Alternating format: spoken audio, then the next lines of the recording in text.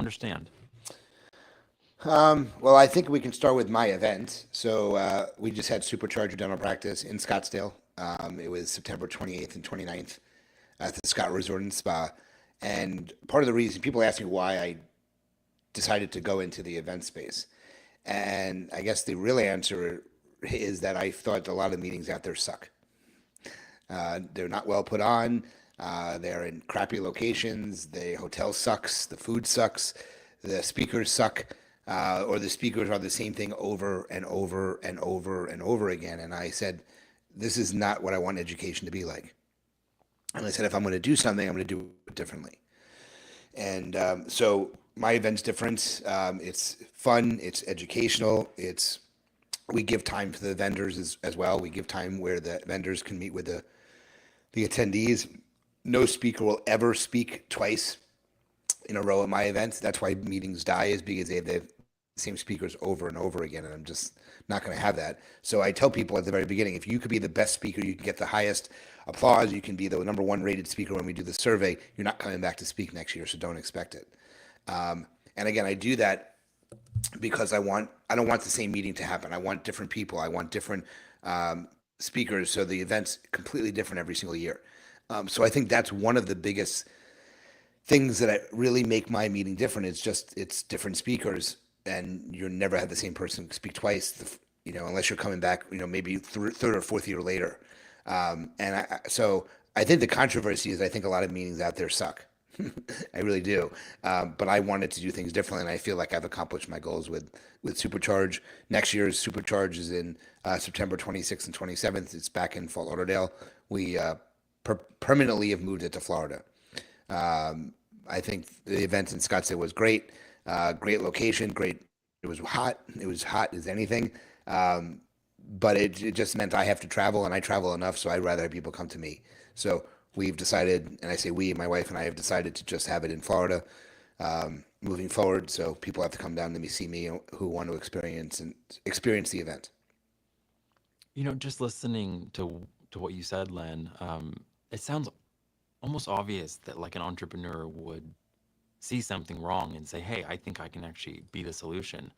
But so many people get ideas and they see an issue or a problem, but they don't do a darn thing to address it. And here you are. It's like you didn't have to step into the event space, take on the risk, all the front loaded, capital that you have to do to be able to provide value in dentistry, and yet that didn't stop you. I was at your first Supercharge event. My company represented the second one, and both of them, from what I've heard, have just been complete blockbusters. Like they've been amazing. Most people don't hit the target the first time around. What's different about you? Like, how is it that you're able to hit the target? Well, that's a really good question. And for people that know me, I am super prepared. Everything I do, I know what the plan is. I'm extremely well prepared. I dot every I and cross every T, and I'm anal retentive, and I do most things myself. So people know I'm involved with a lot of different things. I run the dental division for Bird Eye. I have a podcast. I have a Facebook group. I have my events. I do consulting. I speak all over the country. I am involved in very, very many, many different things, and I do everything myself. I have a virtual assistant who helps with a couple of things, but everything I do it myself because I know I can get the job done properly and right the first time. And when I put something in motion, I just make sure that everything is covered. Look at the first event, I had a speaker that couldn't make it because she got COVID, and I filled in and replaced her because I'm a speaker. This year, one of the speakers couldn't make it because of the hurricane. I filled in for her because I'm a speaker. So I just made sure that everything is, we know going in, the potential hiccups that can happen, and there are hiccups, but because we planned so well, we're able to very quickly move forward and not even blink about it. And we have a contingency plan almost for everything that happens. So I'm fortunate that I am just a very good planner, and I work my ass off, and I make sure people know what they're going to do. My team that helps me at these events, they have their specific job. My job is to bring the vendors in and bring the people in. That's my job. I have a team that helps that gets the hotel and works on the hotel side. But my job is to bring in the sponsors and the speakers as well as the attendees, and that's what I spend a good 8 to 10 months doing. So I just happen to be very good at those types of things, and I play with my strengths. Look, going back many moons ago now, I saw there was a need for a review company or a review product in the space, and the products I used were clunky, difficult to use, expensive to use. They just flat out didn't work. And I said, I want to bring something to the market that will, and I accomplished it. Little did I know, 10 years later, the company be where it is. And I'm talking about Bird Eye. I mean, Bird Eye is a 125, $130 million company. We have 1,200 employees. I've been there 10 years. I still remember the day I came home to my wife and I said, hey, Ann, I'm going to build a review software. She was like, yeah, have at it. Just another one of my bright ideas I had. I mean, that decision changed my entire career trajectory because I stopped practicing, and I gave myself a way out of the operatory, as we like to say. And but again, it was executed a specific way. We planned certain things, and you know, uh, yes, I'm lucky. I'm a very hard worker, and I think that plays a role as well. But I plan things out. I know exactly what I'm doing when I'm doing it, and I'm able to kind of work my way through any type of hassle without stressing out. I think one of the other advantages I have is a lot of things don't really bother me. You know, I don't worry about things. I don't get upset. I don't get anxious. Um, I'm I'm just very grounded in a way. If someone doesn't like me, they don't like me.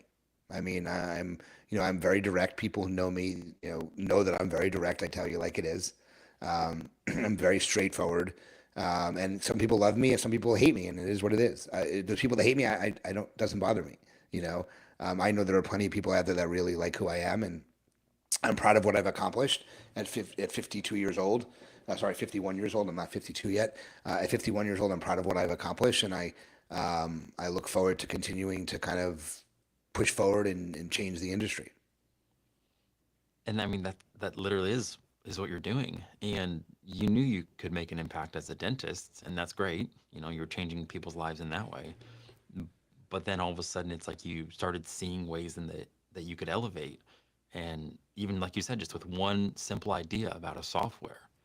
But again, you acted on that. And that's to me where I think I have such admiration for you, Len, is that ideas are cheap. They really are cheap.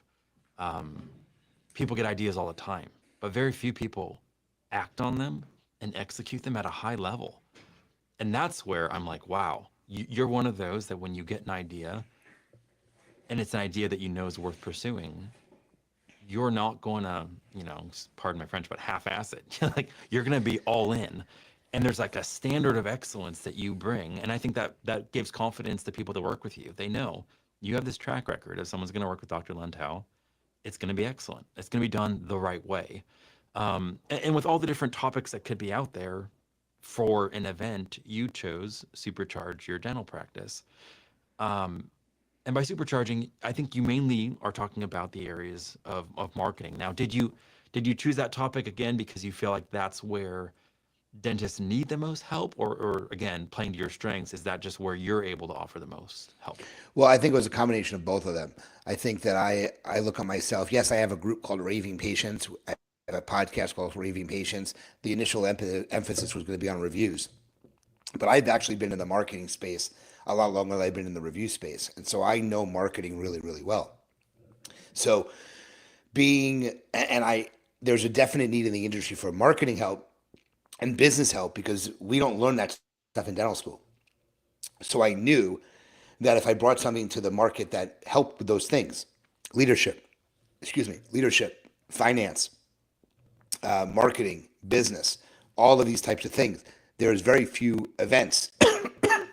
There's very few events that solely focus on just those topics. When you go to an event, you're going to see mostly clinical dentistry, and they're going to throw, if anything, they're going to throw a piece of marketing in the middle of it or something. But a program that's dedicated to fully to business, marketing, leadership, and those things, and not have any effect on clinical dentistry, very few of those existed. And again, I wanted to do things differently, and I just said I knew I had a couple of limitations. One was I needed to be done with clinical practice. So That's why I originally planned for 2023 because I knew that at some point in 2023 that I would be done with clinical dentistry. The goal was to be done by July of 2023, um, because I was turning 50 years old, and I said I wanted to be done practicing by 50. So that was the goal. I ended up ending in December of 22, just because I felt that I was working once a month and it wasn't giving any value, and I was commuting from Philadelphia from Florida. So it definitely wasn't like I was getting in a car and driving in an hour. I was flying for 2 hours. Um, so I planned things out again. I planned it out the way I wanted it to be, and you know, I hit a home run the first time. I think the second time we did it, um, I think the meeting was excellent. I think the energy in the room was a little low. I would have liked more people there, but that was one of the mistakes I made. And I look back and I made two mistakes. One is I had another event called Supercharge Your Big Cases, which was in Bermuda, which was a great event. But because of a similar name, it was hard to promote my big events and also promote the event in Bermuda. So we did Bermuda in June, which really prevented me from marketing Supercharge, the big event, until after the event ended, which was a little too late. So that was one. And then having it in Scottsdale, I don't have as much of a following in Scottsdale as I do on the East Coast, and I struggled. We had 187 register for the events, and we had 150 something show up. So it wasn't a poorly attended event. I just like more people in the room. So those were two things that obviously caused a misstep per se. But other than that, the event was a home run, and I look forward to doing it every year now, and it's going to be in Florida every year. So we've set a very high standard. People compare the events. The entertainment's always fun. The venue's always great. The food's always going to be great. These are things that separate makes the meeting stand out from other meetings. So when it comes to how like a dental practice can supercharge their practice, was there any themes at this year's events, or was there any insights that you felt like were, I don't know, maybe just poignant, or something that dentists really need to get a hold of going into kind of next year? Or do you feel like kind of like marketing for dentistry is pretty, I don't know, like it's tried and true. There's best practices out there, and there's really not a lot of new things that practices can embrace. Well, I think there's always new things that practices can embrace, and I think that dentists are so focused on the clinical aspect of it, they kind of ignore the business and marketing side to some extent, where they hire people and they don't even know if they're look. A lot of people hire a marketing company and they have almost no idea what they're doing for them. They barely meet with them, and I just seen this over the years. You're spending money on marketing, but you're not spending the time to meet with the team who's doing the marketing to make sure it's successful. So it's like this cyclical thing that stuff isn't working, but you're still spending money on it.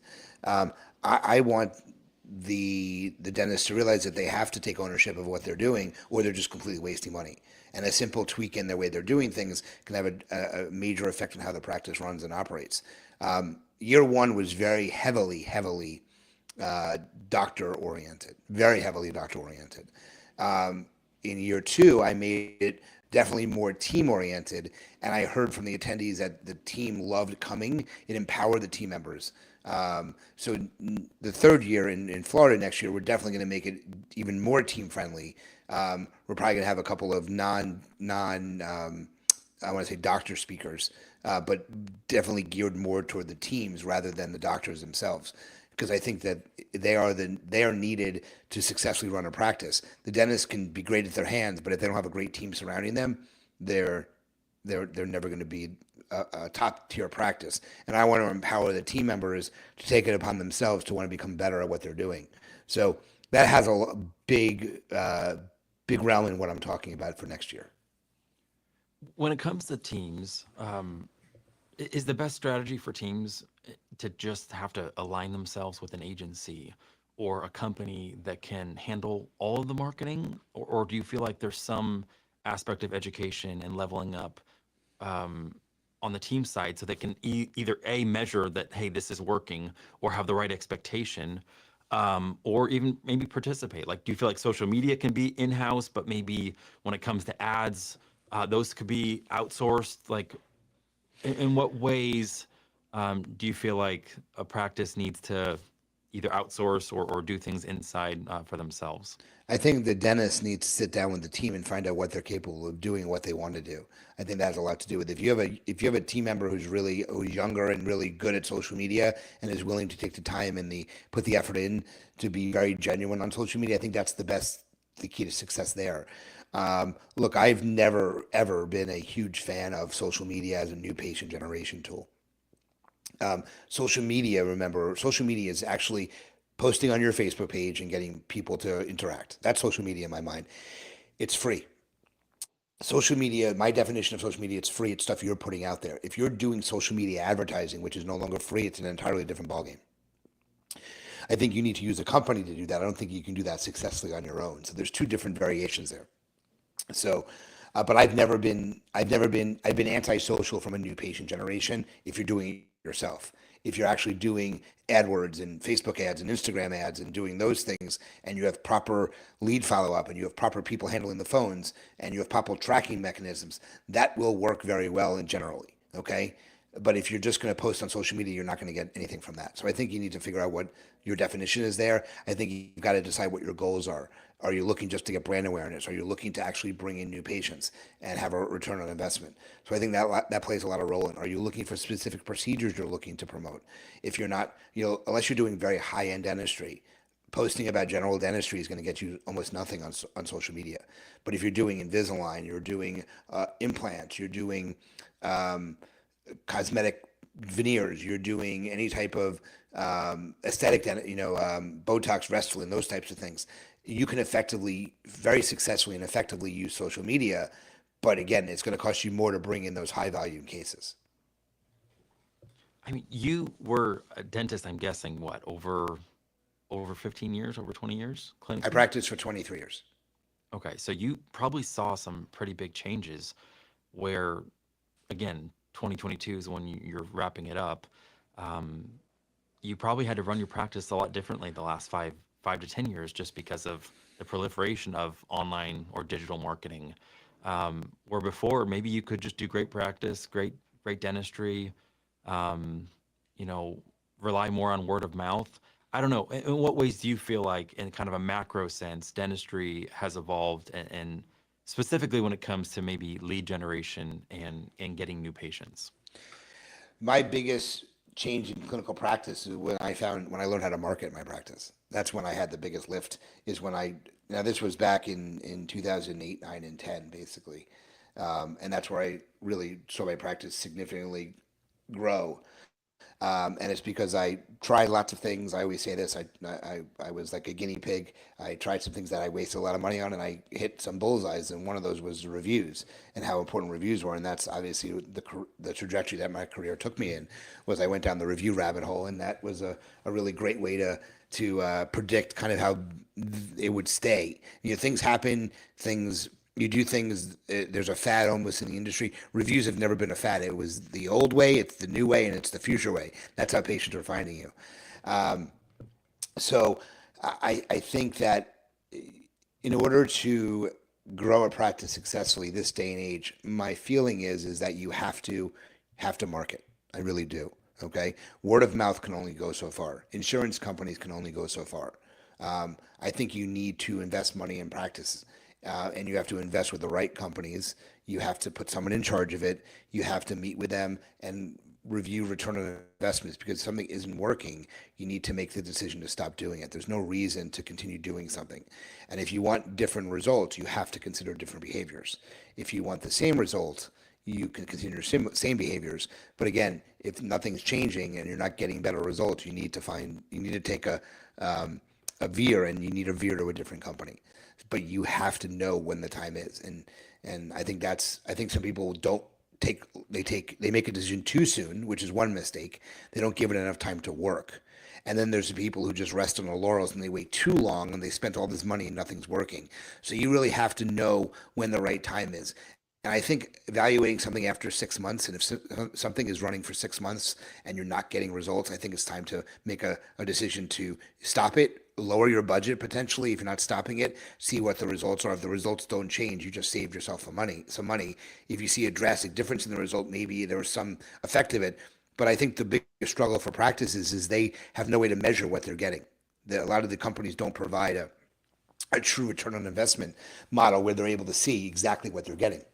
You need to find a company that will tell you, we brought this patient in, this is what they spent. Okay. Not, oh, well, this person called the office. We have a call recorded by them, but you have no other information.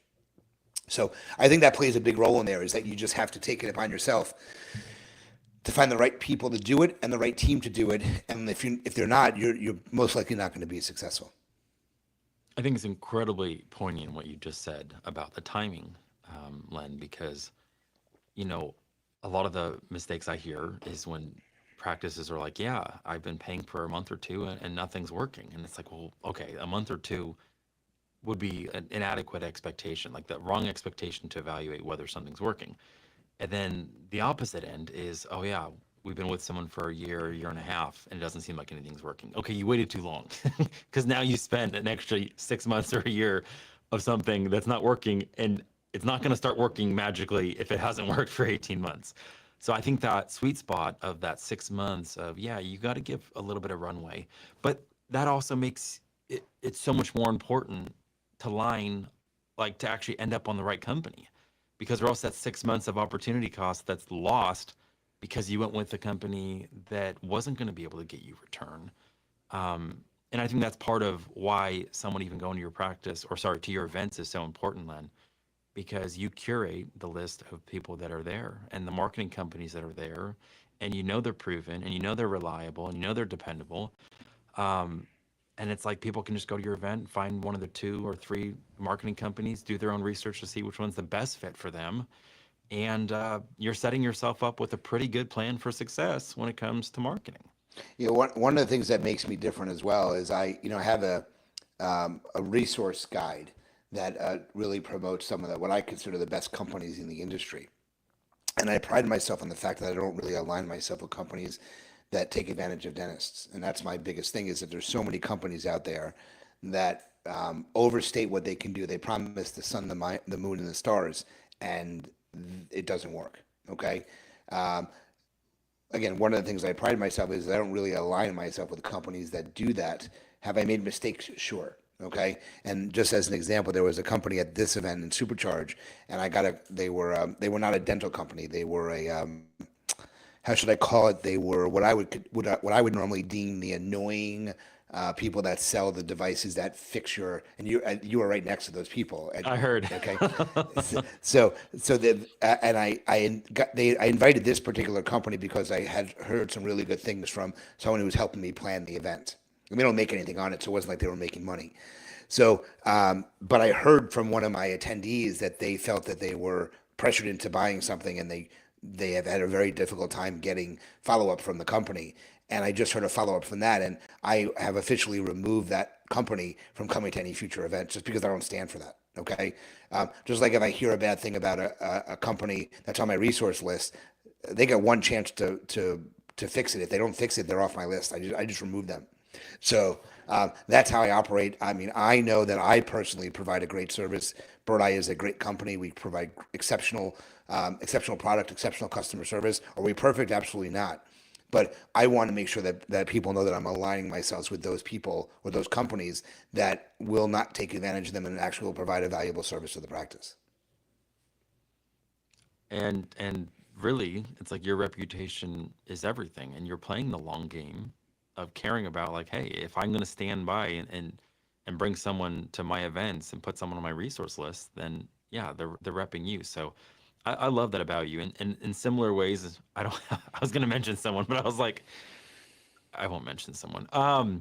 Hey, so Len, you've marketed as the dentist, and you've marketed as the event planner that's needing dentists. Who's harder to get a hold of, dentists or patients? I mean, I think that's an interesting type. That's an interesting question. Um, I think it's both are really difficult because getting dentists to show up for an event is insanely difficult. We're so into this virtual model still that I don't want to go live to an event. I wish they got rid of all virtual CE. You could not get CE virtually anymore. We're not COVID isn't around anymore. Go to an event, show up in person, and learn. Speak to the vendors, make decisions, learn. Okay. When you're virtual, like I hate with a passion virtual events. Well, I do it very, very infrequently now.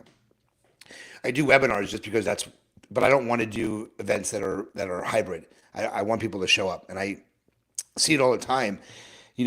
The sponsors don't benefit if you if you're virtual. Okay, I don't think you can learn successfully virtually. So I will only really do in-person events because I think it's networking, it's camaraderie. I don't love people that focus only on the virtual events now. So I think that's a big change that has to happen in the industry.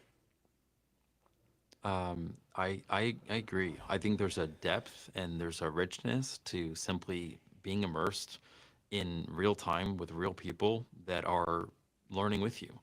And you're actually getting to see the speakers, interact with the speakers later, and like you said, get to talk to actual sponsors and see what value they have.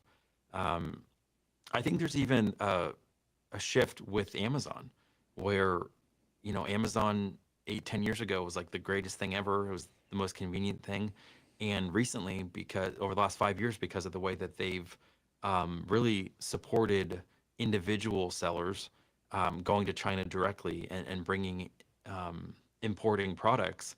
I think some of the bigger brands like Nike, um, Puma, they don't want to sell on Amazon anymore because they're not sure if someone's going to get the real thing or a knockoff. So now they're actually having more alliances with retail stores. And what this has to do with is the fact that like there's still some benefit to going into a store and getting to actually ask a salesperson about a product. And I think there's actually a push where people are wanting that, and not everything is digital. And I know shopping and learning are different. It's like YouTube University. It doesn't replace in-person events. Now, I don't know if you're a futurist or prognosticator, Len, but what are your thoughts on AI and how it might disrupt dentistry? Well, I think AI is already disrupting dentistry. I'm a huge fan of artificial intelligence, and I've only scratched the surface of what it can actually do. Bird Eye incorporated ChatGPT into our software. It's called Bird AI, and it actually can now help respond to reviews in a HIPAA compliant format, which I think is a fascinating tool. I've actually shown studies that were just completed that says they compared AI responses with human responses, and 58% of the time, the consumer preferred the AI response rather than the consumer response. So it's really interesting to see that the digital radiography space is crazy. What these companies can do, and they can really help. Um, it's an adjunctive tool to diagnosing that you do on your own, to see on an X-ray and show a patient that this is going to be caries most likely, and that will significantly convince them to say yes to the treatment because they know they have a problem. The visualization of that has a huge effect on the patient. So I think AI is the now, it's the future, and it's really scary what stuff it can do. And I'm excited to see the future with some stuff. There's a product called Annie, ANNIE. They're based in Utah, and they have they have a chat bot that can do stuff, but they also have a virtual receptionist that can handle phone calls and answer questions. It's pretty crazy what it can do. It will replace someone at the front desk eventually, in my opinion. That's funny. I was literally just gonna say that because of Elon Musk's Gemini, no, Optimus, his Optimus robot, and how my wife and I were talking and thinking that one of the easiest positions for it to replace would be like service positions, like a server at a restaurant, or again someone that's at the front desk that's just taking orders, or taking information. So I can't imagine what positions in a dental practice could eventually get replaced. But he was saying that at scale, that robot could be 25,000, maybe $30,000. You're paying your front desk person way more than that, and it's not Yes, a you are. one-time investment. You're paying over and over and over again. So it's going to be interesting, I think, for sure, to see the ways in which you don't just get a virtual assistant, but you get like a robot assistant that can probably handle things at a higher level with retrieving data quicker, being more polite, more. I don't know. I asked AI, I don't know, 2 years ago to write a love letter to my wife, and I explained a little bit about what my wife goes through, 5 kids, just some stuff like that. And what it kicked out, I was like, it put me to shame. Uh, and that's kind of where I figured, like, what the heck is it that makes us human?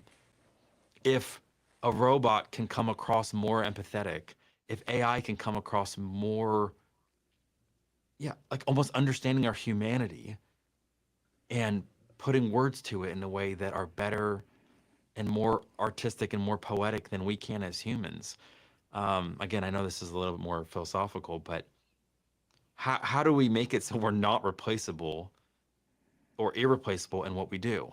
I'm assuming a dentist is going to be irreplaceable for quite a while, but I don't know the ins and outs of the robot even now that's helping place implants. Is that assisted? Is that fully autonomous? No, I mean, you have to say, I mean, I'm not an expert in that either. I know some people who use the Yomi robot, and I mean, it could do most of the work. You still need to tell where to go and stuff, but most of it is autonomous. There's some interaction needed, but I don't think dentists will ever be replaced with robots. I really don't. I think team members will definitely be replaced. A lot of people are using remote employees now, but I think you can replace certain people at the front desk with AI at some point. It's just a crazy world to be imagining. I don't know. Could a robot do an SRP? Uh, I don't think so, but you'll have to see. I'm not quite sure about that one. Well, they say a robot can babysit your kids, and that to me is just like talk about high trust there. You Yeah, know, I don't know. I don't think we'll see that in my lifetime. I'm 51 years old. I don't think we'll see a someone doing SRPs that are robotic, in my opinion. so what do you think are some of the biggest misconceptions that dentists have around marketing, and why is that hurting them? Misconceptions is that one is that taking insurance is not marketing. I think that when you take insurance, I think it's definitely a form of marketing. You're actually taking a significantly decrease in the amount of money you're bringing in by participating in that plan, which ultimately will help bring the patient in. So that is 100% a form of marketing, and I want everybody to look at that as a form of marketing. If not, you're kidding yourself. So I think that's one of the misconceptions. That you don't need marketing is another misconception. You definitely need marketing to bring new patients in to differentiate yourself. You have to brand your practice a certain way. You have to have a certain edge, a difference. That's why practices do really well is because you are different than someone else. You have to find what your competitive advantage is. Okay. So I think that's a big misconception in marketing. I think just handing it over to a marketing company and assuming that it's just going to work out, I think that's a big misconception. I think that you need to pay oodles of attention to what they're doing and the results you're getting, because if not, you're going to throw away money. Very few marketing companies are just automated like that. So um, I think that a big misconception is that you need a $20,000 website. A website is only a small piece of the puzzle. You need reviews. You need a website. You need social media. You need some SEO. You need some Google AdWords tossed in there. You need some social media from a paid perspective, like we talked about. There are many. You need great customer service. If you don't have the customer service, patients aren't coming in. So I think you need a what I would call an omni-channel approach to marketing is really the way I would look at it. And I think that those are just assuming that you're just going to turn marketing on and patients are going to come. The person on the phone is that you hire it needs to be one of the most trained employees, not one of the least trained employees, because if they don't answer the phone properly, patients aren't coming in. They're going to be turned away. They're not going to come into the practice. So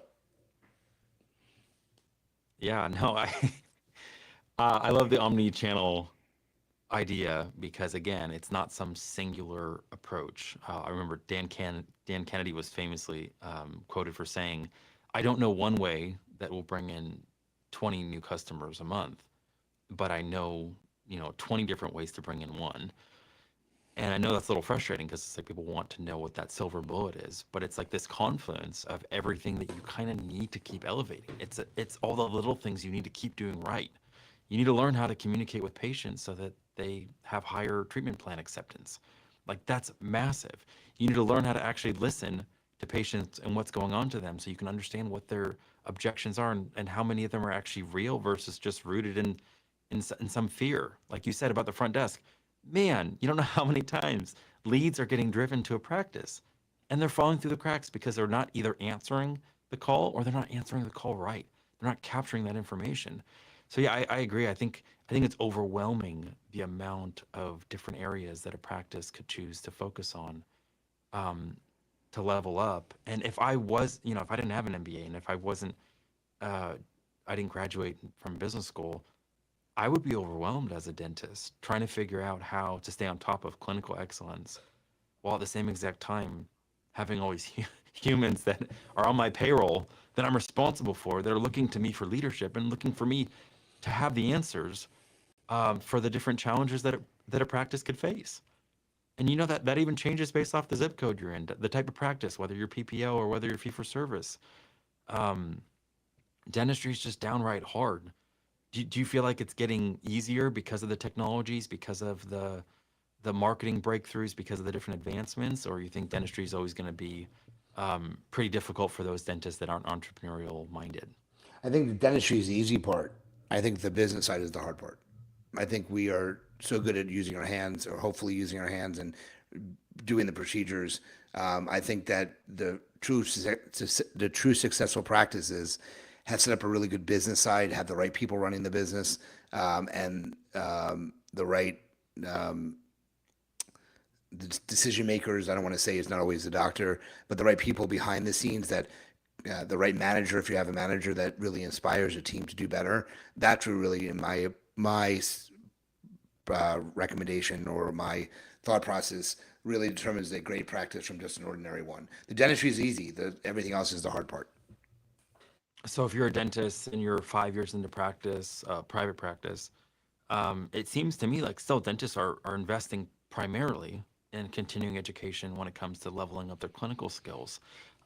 Is it just that there's not enough avenues like supercharger dental practice where they can level up their business IQ as well? I think to some extent, yes, but I also don't think they recognize that they need help. And if they don't recognize that they need help, they can't seek out the help. So, I like to make it clear that they need help. Everybody needs help. There's no perfect practice out there, but they have to recognize it. Just like an alcoholic needs to recognize that they're an alcoholic before they're going to get help. So if somebody says, I need to do better in my practice. And that's why I like online. I prefer in-person CE. You connect with the person more and you're sitting in the class and you're thinking, sounds a lot like my practice. I think I need some assistance to get it better. Once they recognize that, I think the sky's the limit. But until they recognize it, I think they're going to have a hard time doing it. So there's kind of like two schools of thoughts around this idea of, hey, in order to brand yourself, you need to figure out again who you are. Almost like kind of similar to what you were saying of play to your strengths. Like you understood early on what your strengths were, it seems like. And yet, so there's this like internal know yourself, know what you're good at. And then there's this external reality, which is called the market, or, how do I use best practices um, of currently what's in right now. Do you feel like those two schools of thought are in harmony? It, do you feel like one is more helpful than the other, just leading to your own success? Like, was it more of a market driven approach that you had, or was it more of a I just need to know my inner compass, where it's leading me, and follow that? I mean, I recognized very early that I needed assistance. The first thing was I hired a woman to come into the practice and evaluate how the practice was running. And she pulled me aside and said, I suck at listening. And I always thought I was the best listener in the world. And she goes, Len, I'm watching you. You barely listen to what your patients are saying. It goes in one ear and out the other. And I was like, really? And she goes, yeah, let me videotape you. And I got the image of what she was talking about. And I actually took a listening class and I learned to be a better listener. And I teach a very small portion of that during my sessions because I think it's really important. I think it's it's a lost art there. I get very frustrated when I talk to somebody and they ask me a question and I answer them and they had not listened to what I said. And listening is such a easy skill to learn, but it's also the primary skill of someone who's doing customer service. And when I specifically say this is what I'm trying to do and this is the reason why, I'm very clear. I speak really good English and I'm very direct and concise. And then they tell me something exactly the opposite of what I said. I'm like, did you not even listen to what I said? So I think listening skills is one of the skills that I had to learn how to be better at, and I did. And that was one of the biggest reasons I think I was really truly successful over time, was because I learned to listen really well. And if you do not think you're a great listener, you need to take class. It's active listening. There are classes all over the internet. Doesn't take that long.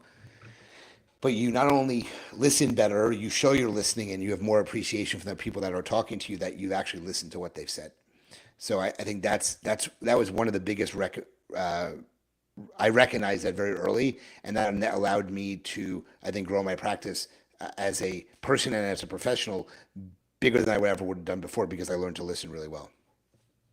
That's actually one of the reasons why I started my own podcast, because I was on a podcast and I was getting asked these questions and I was answering them in a way that I was pretty sure the podcast host wasn't expecting.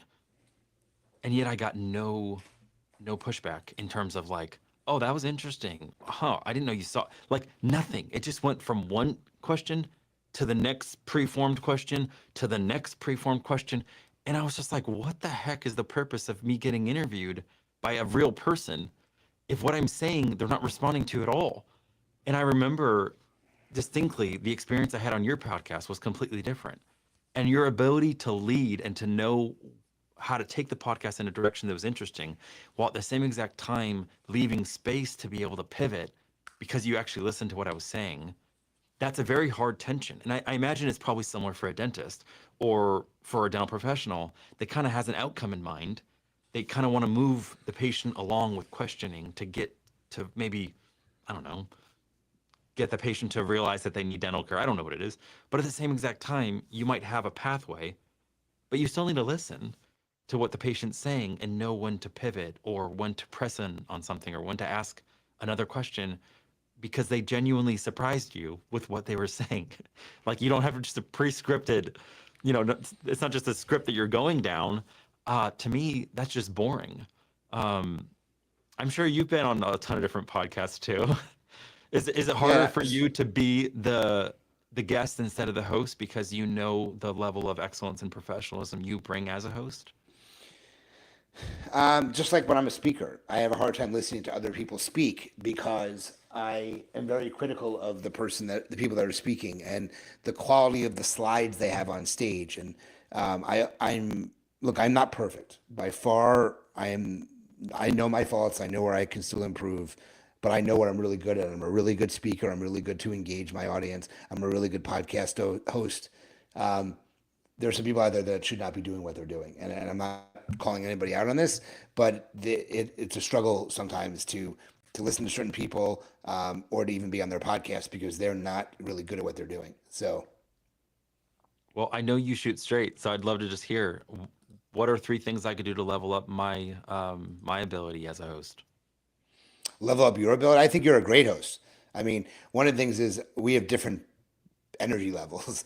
So I mean, I'm always up here. Okay, I'm always at the top. I'm always excitable. I talk somewhat fast. I definitely try to slow it down a little bit. But when I get moving, I get moving.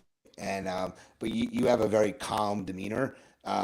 You are very relaxed. Very different than me. There's nothing wrong with what you're doing. But we have a different personality level. Um, but I mean, I think you do a really good job. You come up with clear, concise questions. You obviously have listened to what the person has said to come up with something else. I think you do a great job. I don't think there's anything that stands out as like you need to improve. So One of the things that I really enjoyed when I was on your podcast is not just the onboarding you had, because again, it speaks to your preparation and your planning.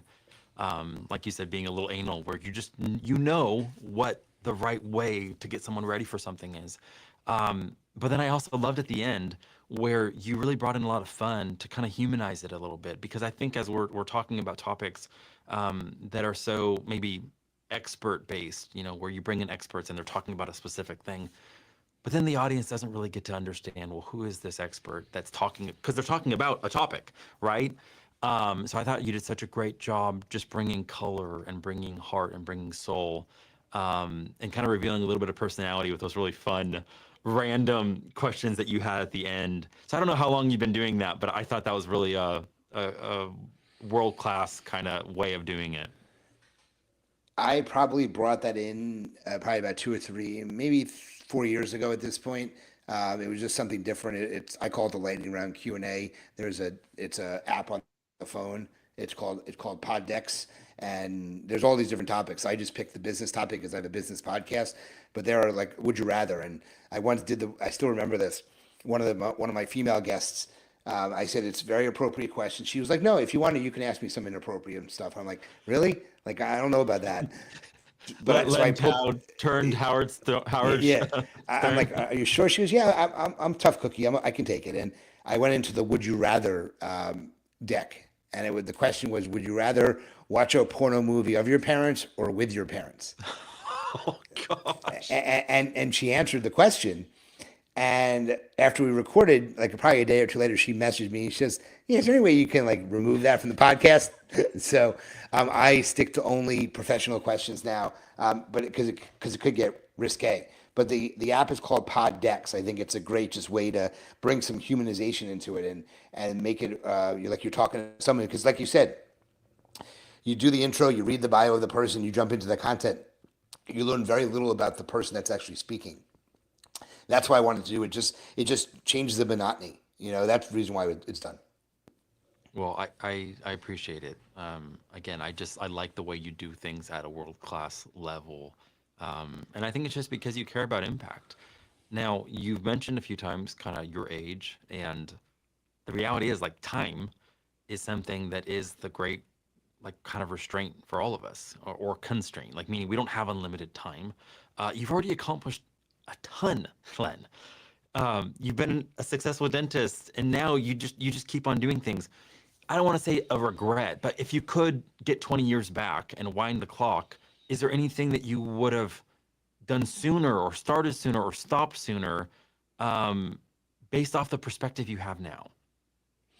So it's interesting. It's an interesting question because when I was a kid, I at 13 years old, I started a baseball card business, which I think you know.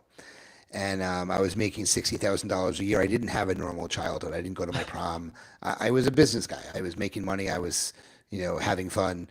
I enjoyed what I was doing because I was like a mini entrepreneur.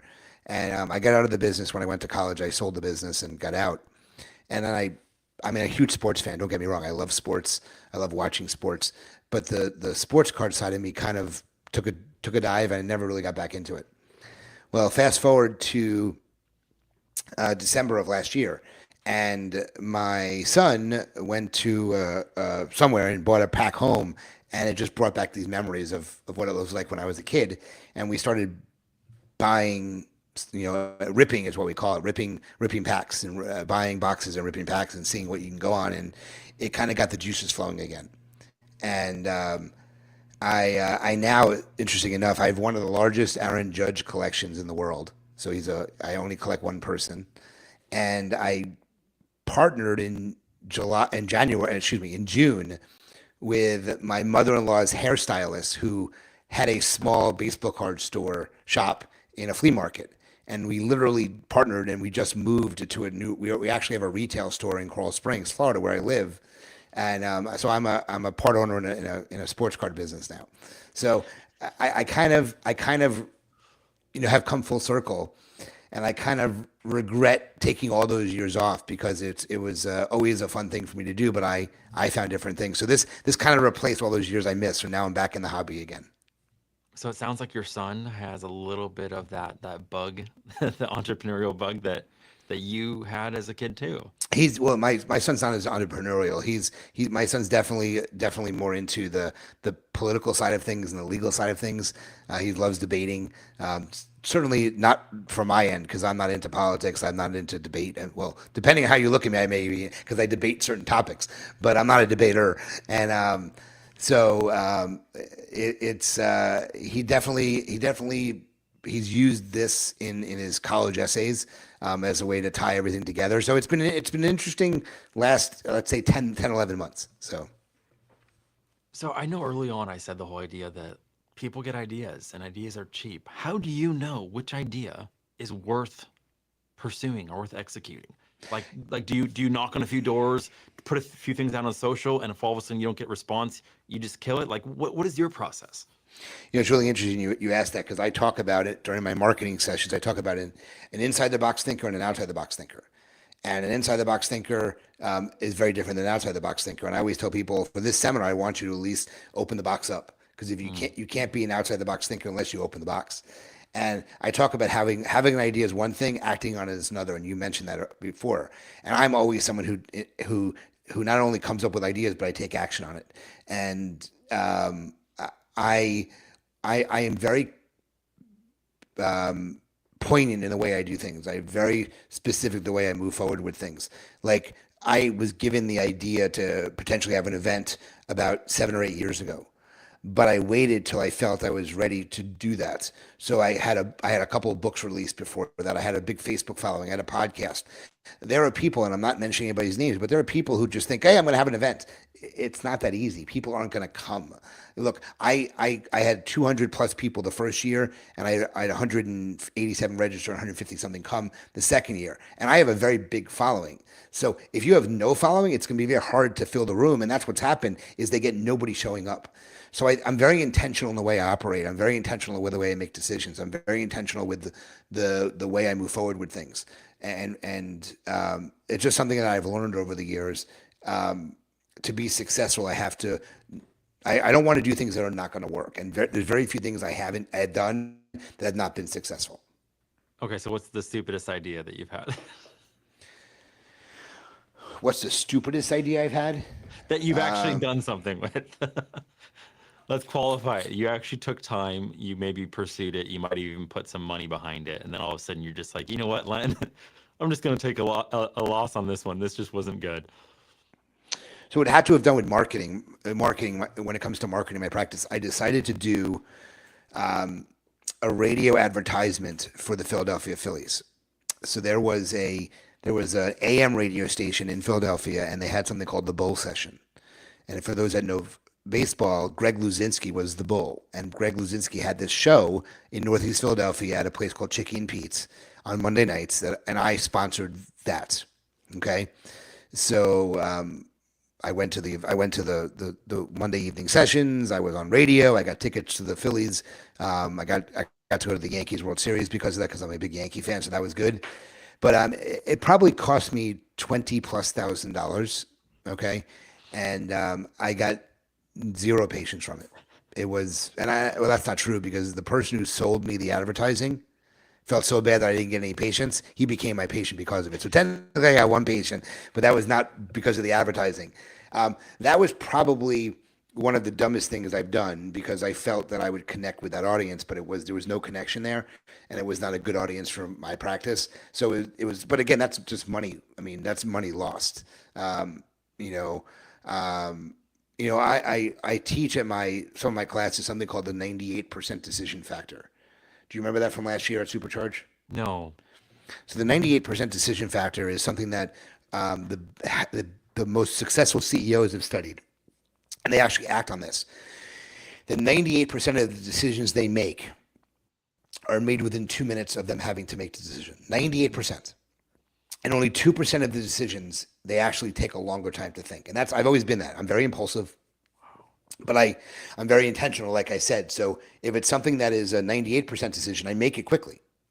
So as an example, buying a piece of software that's $3,000 for the year, that should 100% be a 98% decision factor. $3,000, is that going to have any long-term effect on your life? Absolutely not. Okay, that should be made. You should be able to make a decision in a couple of minutes. Whether you move your house or buy a practice or something that's going to have lifelong ramifications, that's a 2% decision factor.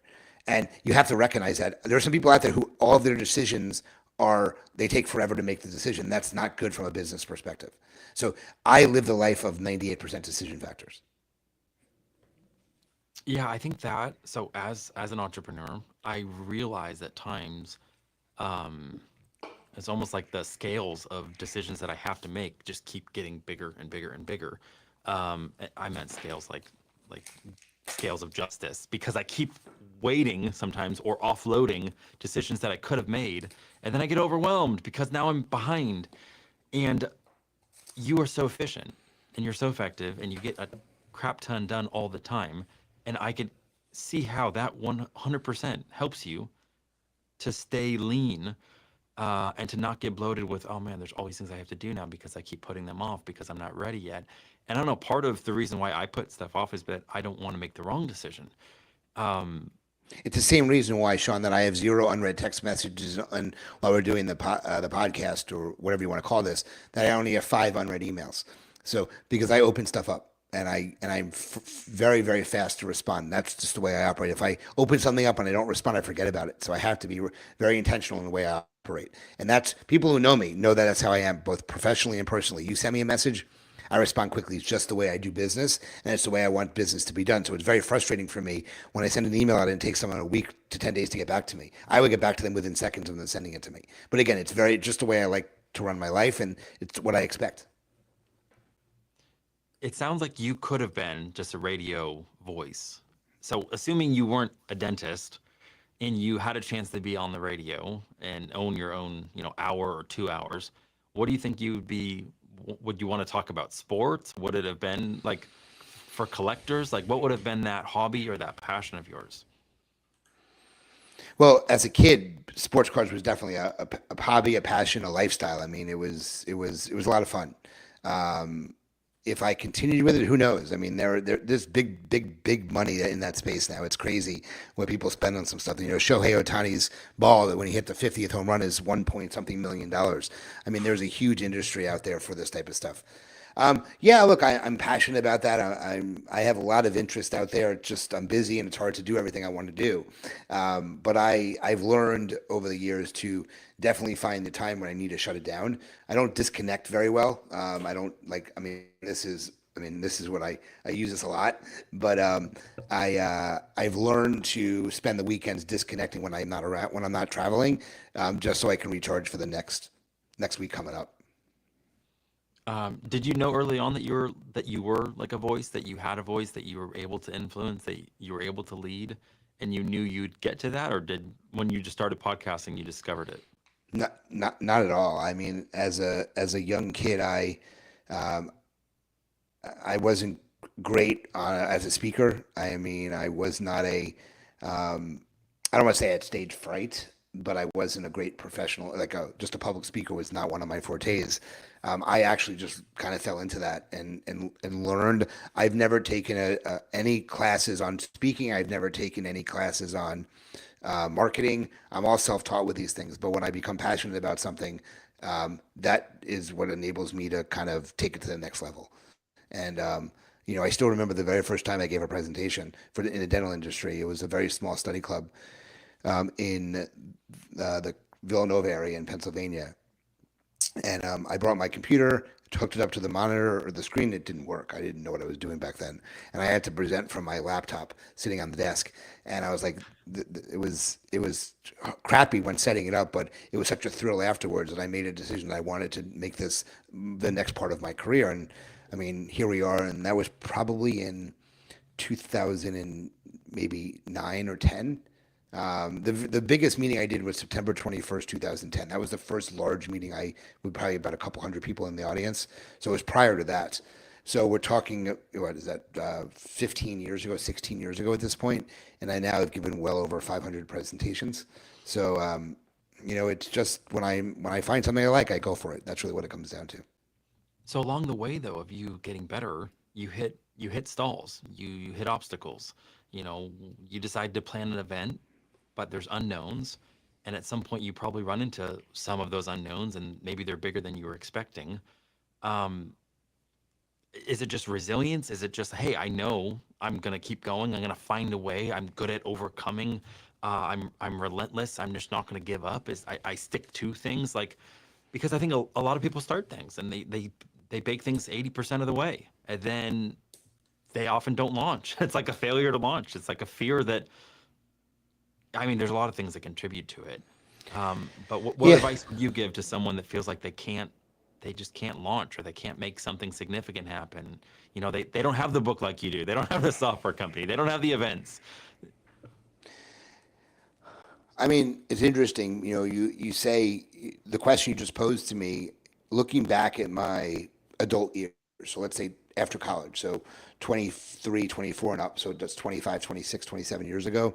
There's not many things that I've done that I have not gone all in on. So I never really started and stopped stuff. It just hasn't happened. Because again, I'm intentional in the way I do things, so I wait till the time is right to be able to do that. Look, I said I was going to write a book. I wrote a book. I wrote two books. I wanted to have a podcast. We're 8 seasons into a podcast. I was worried in the beginning I wouldn't have enough guests. That was my biggest concern. I wouldn't have enough content. Content's the easy part. It's finding the time to do it. My Facebook group was started in 2018. We have over 6,000 members of the group now. I can't even think of something that I haven't gone all in on. I just haven't gone and started something and then stopped it. It just hasn't happened like that. Same speaking career, same with, everything that I've done, I've gone full in and I've been very successful at doing it. So I don't know how to answer that because I Well, don't, is that it though? Is that the secret that you actually because you go all in? yeah, Maybe I don't that's have a failure why. to launch. I don't have a failure to launch. There are certain people in the industry that they have these great ideas, but they never act on it. And when they don't act on it, or they don't go all in, and they have three or four or five other things they're doing at the same time, that's going to limit what this thing that could be huge is not going to be huge because they don't go all into it. So I think I make the decisions when I do something that I go all in on. And again, I started planning Supercharge last year, a year and a half earlier. So, I mean, this was, and I did it at a certain point, like I said, because I wanted to be out of dental practice at that point.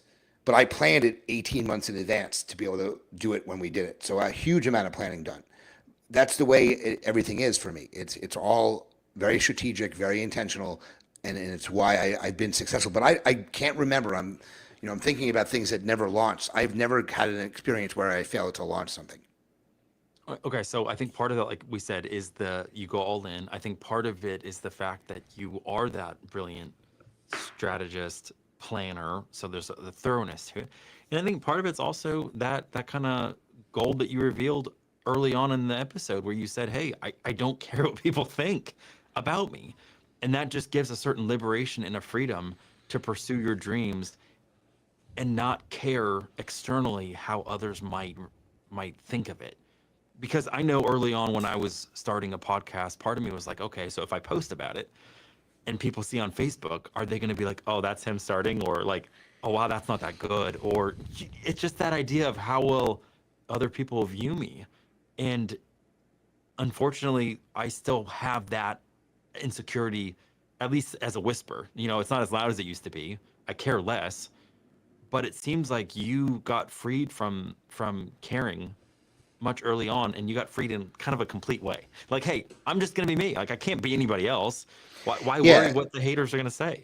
Well, it's funny. I'm never someone who's going to win a popularity contest. I'm not, because I don't put myself out there. And I'll give you an example. So in 2010, I won top dentist in Philadelphia. That was voted on by the peers. Now I didn't expect it. I didn't promote it. I just had people vote for me, and they were my peers. And it was a very I appreciated the acknowledgement. Um, Following that, they did it every 2 years. So there was a 2010, 12, 14. And what started happening, a lot of the specialists were like promoting or asking people to vote for them, which I never did. Okay. And I never won it again. But once you're a top dentist, you're always a top dentist, in my opinion. But I never would go out there and say, just like I have a great podcast, I don't really put myself out there to tell people to vote for my podcast. I just don't do that. There are people who do that and they win. I just don't do that. So last year I didn't do anything, and I won the People's Choice Award. So the fellow podcasters voted for me as one of the best podcasts. To me, that means a lot. Okay, because I don't promote it like that. I don't need to be. Len, you did a great job. I don't need that. I just do it. If that makes sense. Yeah, no, it does. It absolutely makes sense, and that's where I think you commit to, hey, this is how I'm gonna show up. This is what I'm gonna do, and I care less about the results of how people receive it, because it's, I don't know, it's like you have a standard of professionalism, you have a standard of how you do things, and you commit to that. And you commit to that at such a high level that, um, yeah, it's just noteworthy. I feel like you could absolutely be like a performance coach for others, Len, because you have that ability to plan and strategize at a level that I don't think most people do. So I imagine a lot of individuals, again, that have the ideas would love to actually be able to break them down into executable or actionable steps, and yet they don't have the ability to see it to the level of granularity that you do. Is that part of what you do right now? Do you do any kind of performance coaching like that? I don't. I've never been a huge fan of consulting and coaching. Okay. So I shifted, my mindset shifted when I started doing, because I only got into consulting because I had practices asking me for help. And when I was giving marketing seminars, they said to me, Len, you need to help me do it. I'm like, I'm a dentist. I'm not coaching. And after enough people asked me, I said, well, this could be a start of another business. So I started coaching, and I just didn't enjoy it like I would have. So I shifted gears, and I came up with the review stuff because that's was something I knew I could help with. So that's kind of an offshoot of that. That's why it was called iSocial Reviews, because the consulting company was called iSocial Dental Consulting. So it was kind of play on that. But I never, uh, I've been asked by people to help them. I'm very good with vendor relationships because I'm a vendor myself. So people have asked me to help them with vendors, but never from a performance perspective. Um, it's almost in here that, and it's hard for me to get that where I can teach it. I don't know if that's teachable for me at this point. Yeah, well, and maybe so I think coaching would be the teaching. Consulting would just be that you would actually get hired for your brain to come into a situation where you're in the conference room and you're looking at the destinations companies want to get to or people want to get to. I was even just thinking of influencers or sorry, key opinion leaders. The places that they'd like to get to, where maybe they'd like to have a bigger following. And I don't know if they can just figure out how to break it down and get backwards because I recognize that when you said you have just been very strategic. Like I get strategies all the time. It doesn't mean I still know how to break them down. So, okay, forget this. I'm not talking about other people. I'm saying I recognize, Len, that that's not something that I'm able to do at a high level is actually see all the little pieces and how they can come together and even stick with a plan for more than 18 months. You prepared for something without getting distracted. You should win an award just for that. And that's where I feel like there's this paradox between who Len Tau is because he's the in the moment, make quick decisions, respond to people super quick, which almost seems like you open up for like distractions, like micro distractions. You don't mind. You open up the email, you get the text message, you get back to people, and yet at the same exact time in the macro, you can pursue something with a complete, unrelenting focus for 18 months. That's pretty impressive. I'm an enigma, I guess you can say. I do things when I'm passionate about something. I do whatever it takes. I think when I go on stage, my walkout song is "Whatever It Takes" by the Imagine Dragons because I do whatever it takes, and I think that people know me best know that that's what I do, and I'm never going to be perfect. I always said that once before. I'm not perfect, but I'm always on the. I always strive for excellence, and I strive to keep my reputation as strong as it is, and I don't think you'll ever find anybody who says that Len is not a fair person. Is not. I will never oversell what I can do. I will never make promises I can't keep. It's just not what I do.